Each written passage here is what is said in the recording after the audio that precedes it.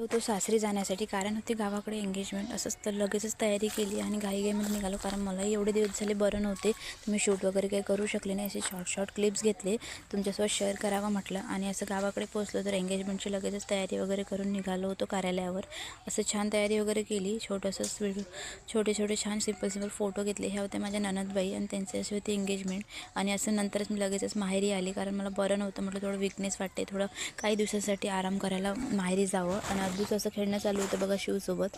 त्याला इथे मुलं दिसल्यावर एवढा आनंद झाला होता ना, त्याला एवढं छान वाटत होतं. आणि असे गावाकडची काही लाईफ वेगळीच असते बघा. माझ्या गावाकडे असे चूल वगैरे आहे आणि थंडी वाजली की असं चुलीजवळ लगेच गाय वगैरे पण आहे, छोटंसं वासरू वगैरे आहे बघा. असं गाय पण चांगली होती. आणि मम्मीनं घरी गेल्यावर मला जे फेवरेट होते ते बनवायला सुरुवात केली होती. असं वडे वगैरे केले होते. छान थंडी आणि गरमागरम वडे खायची मजा काही वेगळीच होती.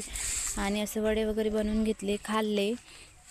नंतर थोडं संध्याकाळी अद्दूला पण असे पोंगे वगैरे पण तळून दिले होते, तिला जे आवडते ते. नंतर असं जेवायला असं काहीचं वेगळंच होतं, असं बनवलं होतं आणि असा होता आमचा दिवस. चलो भेटूया नेक्स्ट ब्लॉगमध्ये. चलो बाय.